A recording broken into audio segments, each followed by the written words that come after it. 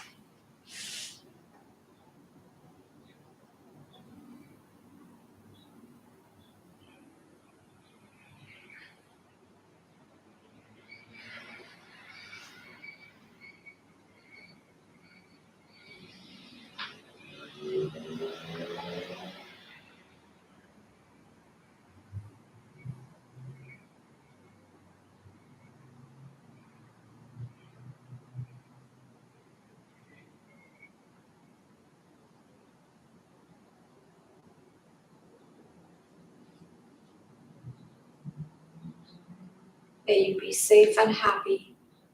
May you be healthy. May you live with ease and gratitude.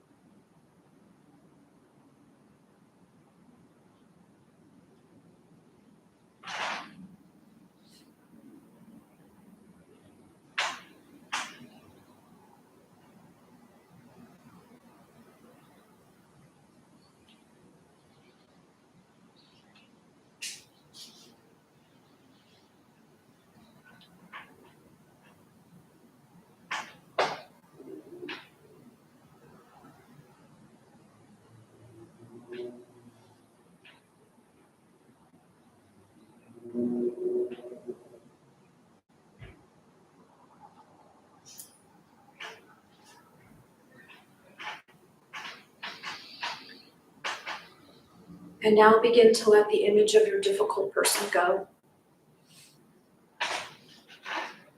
When you're ready, gently come to imagine all people, animals, and all sentient beings, however that manifests for you in your mind, in any way that you can picture it. This can be challenging, but give yourself a minute to try. It might be more of a sense of all beings rather than a clear image. Whatever it is, try to follow what's coming to you. Hold on to it and extend the same exact wishes of loving kindness by repeating to yourself, may all beings be safe and happy. May all beings be healthy. May all beings live with ease and gratitude. May all beings be safe and happy. May all beings be healthy. May all beings live with ease and gratitude.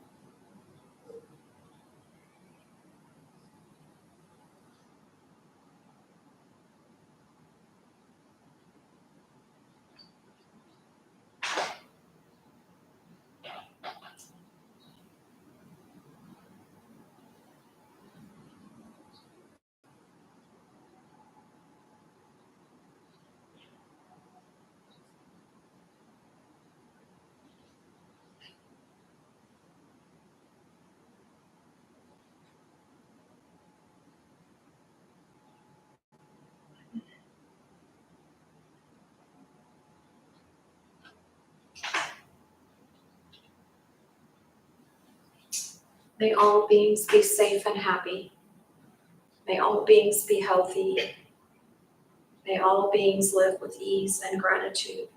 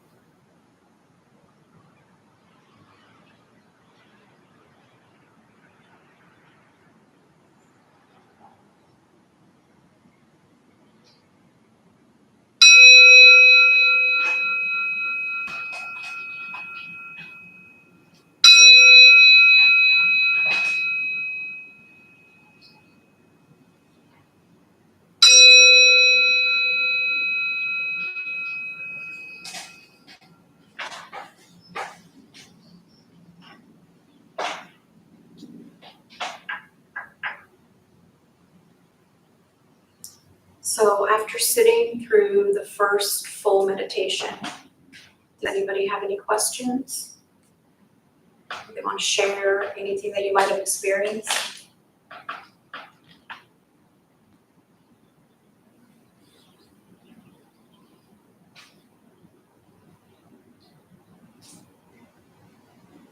Is anybody able to get past their own feelings that you use to locate the person or the group of people that I asked you to focus on? Be able to grasp the difference between your attachment to them and the feelings of goodwill that you were sending? Good. Yeah. I feel like it was kind of hard actually to think of a neutral person. Yeah, sometimes it can be hard to locate people. When I first started practicing, I would almost panic because I felt like I didn't have enough time. But you have as much time as you need. Sometimes it's best, for me even, I've picked like a random boy that I saw in another country on a street corner, like somebody I completely didn't know that I had just seen once.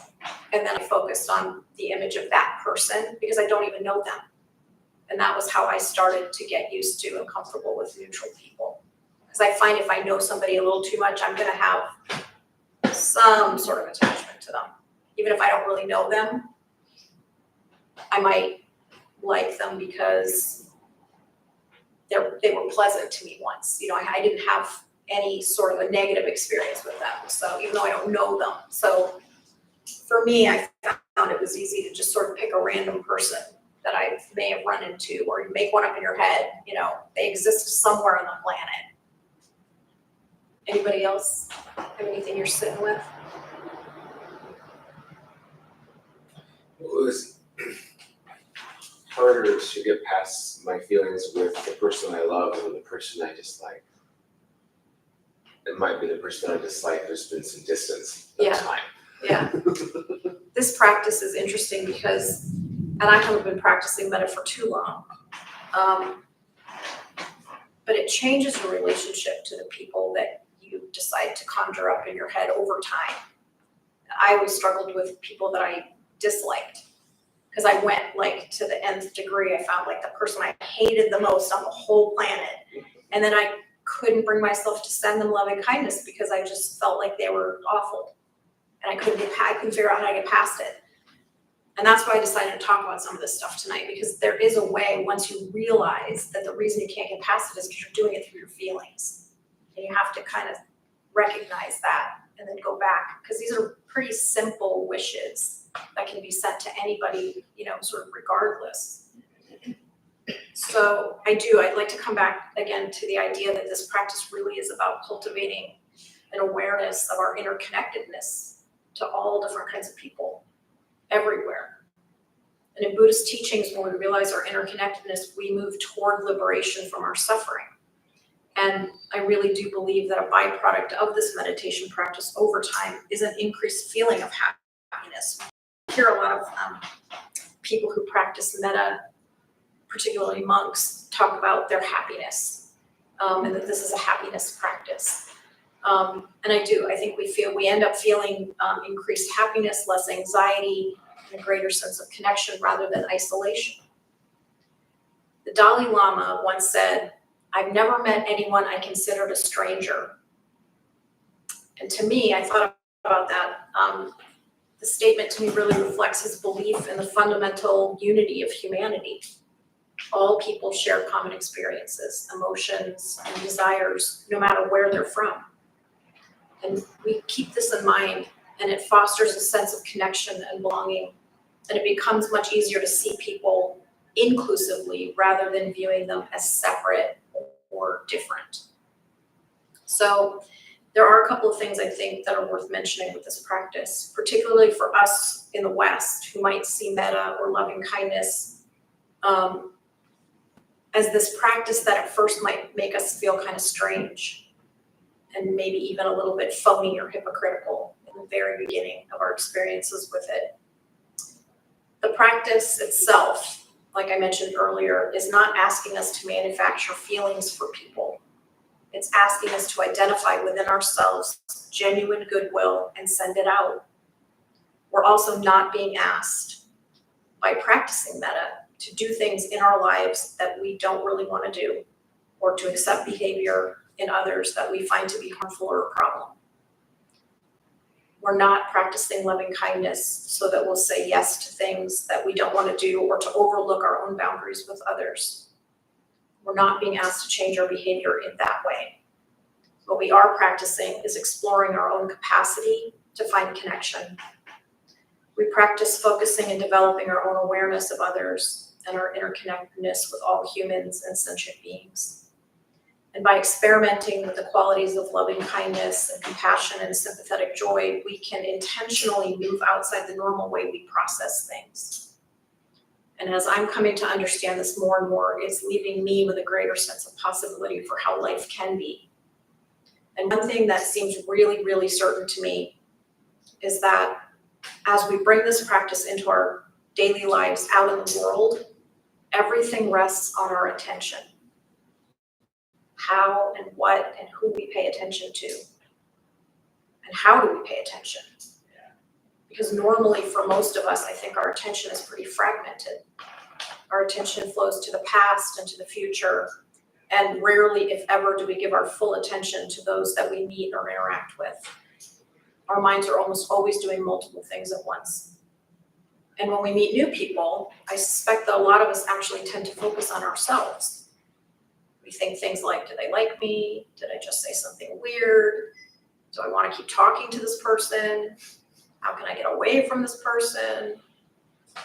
So is that really paying attention to them, or is that really paying attention to how we're feeling? So how do we pay attention to others?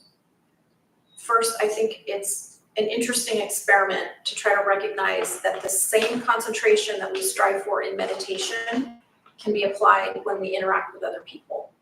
Experiment with your own capacity to pay full attention to every person that you interact with. Even if your interaction is brief, you might be surprised at what you discover.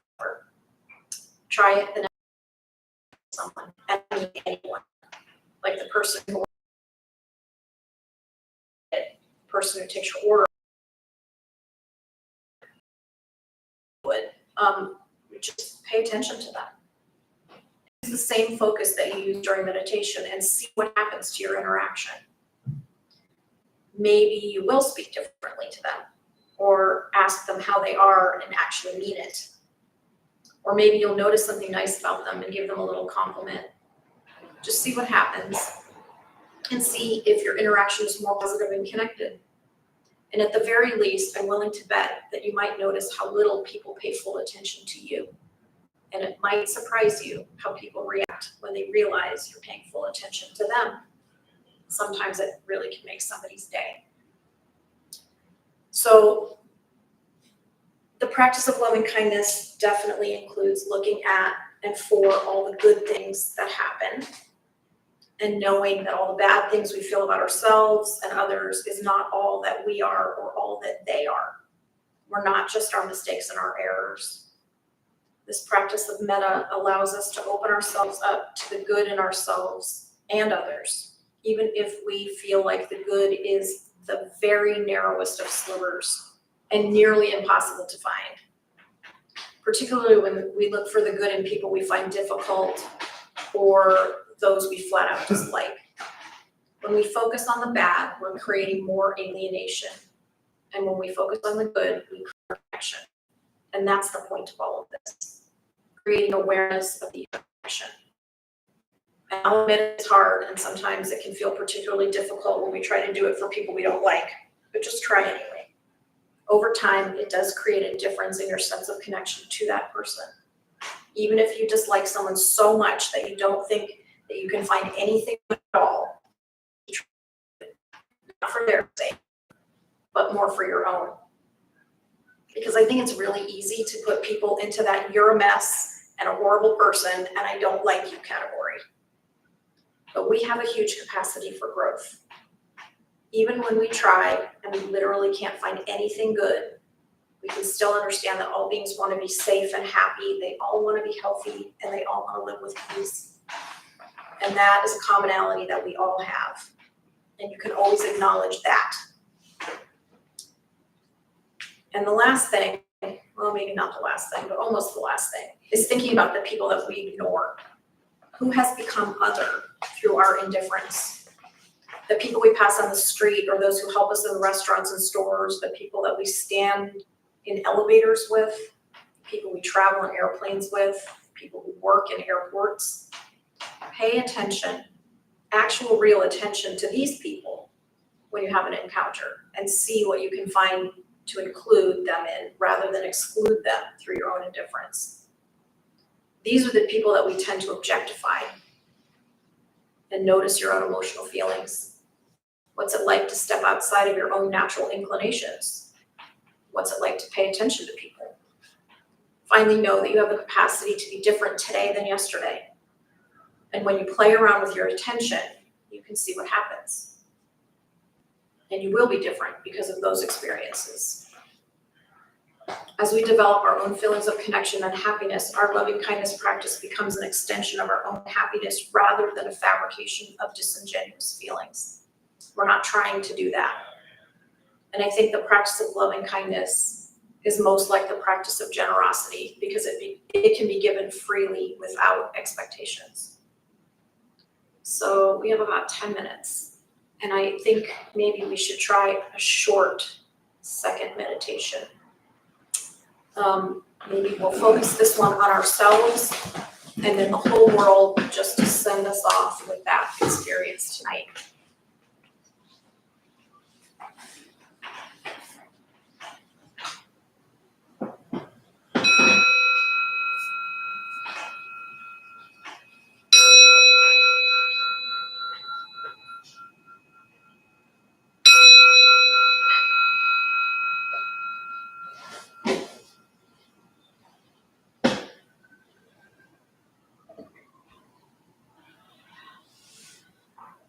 Come back into your practice. Once again, you may close your eyes if comfortable, or keep your eyes slightly open. Whatever you choose, soften and come back to your breath, taking 3 deep breaths slowly.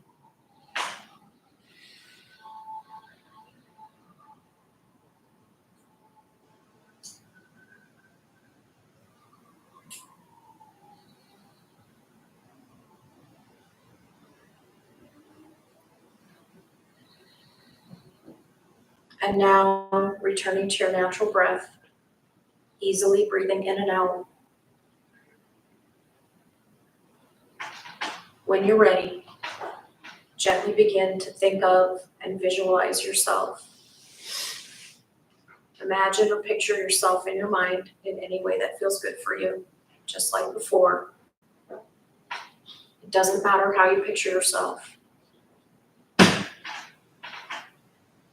There's no right or wrong way. Just do what comes to you. If you prefer, you may conjure a feeling or a sense of yourself.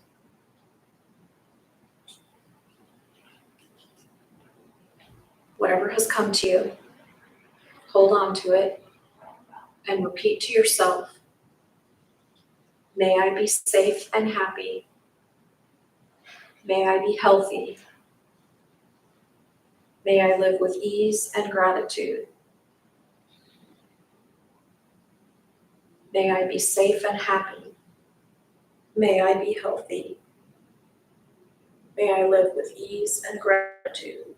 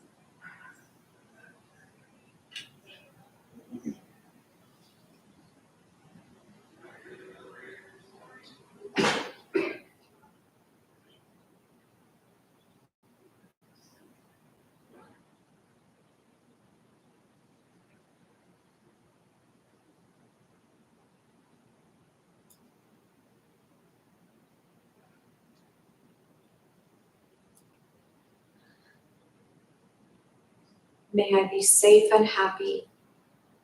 May I be healthy. May I live with ease and gratitude.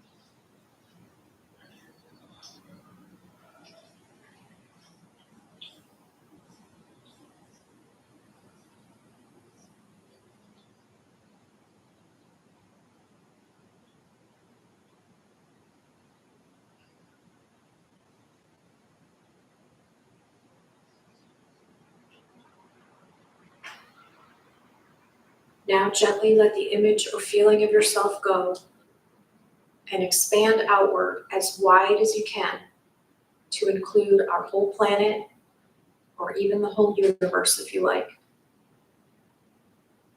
Whatever you feel is right for you tonight. Again, whatever or however you feel comfortable visualizing this, whether it's an image or a feeling or a sensation. Give yourself a minute to adjust outward and expand.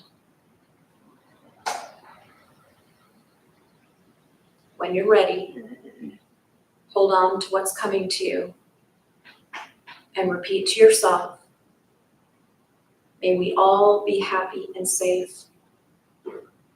May we all be healthy. May we all live with ease and gratitude. May we all be happy and safe. May we all be healthy.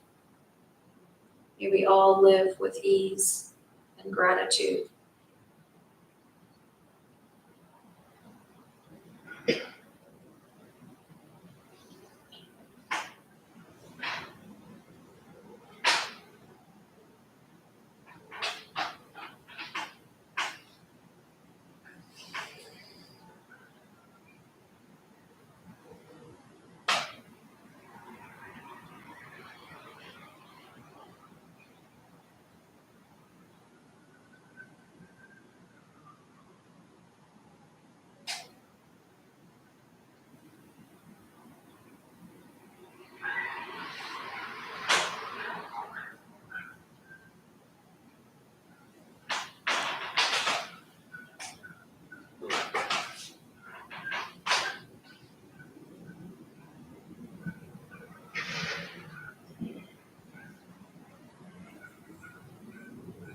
May we all be happy and safe. May we all be healthy. May we all live with ease and gratitude.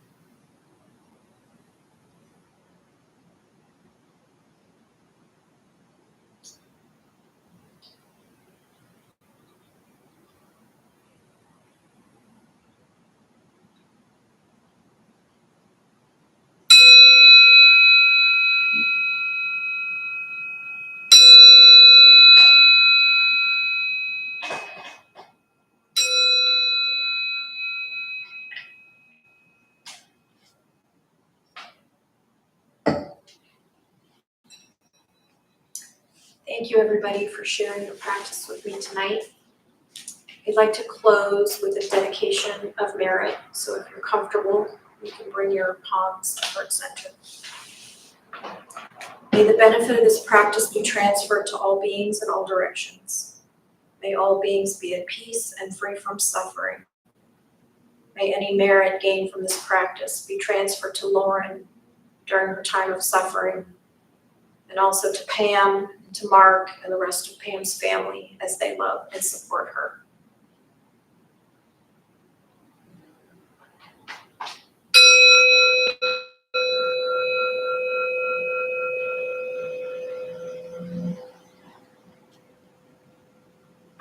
Before y'all head out tonight, our lovely host Marcy has some announcements for you. Hi, good evening, everyone. My name is Marcy, and we opened our Dharma Bum Temple 18 years ago to introduce Buddhist practices to show up.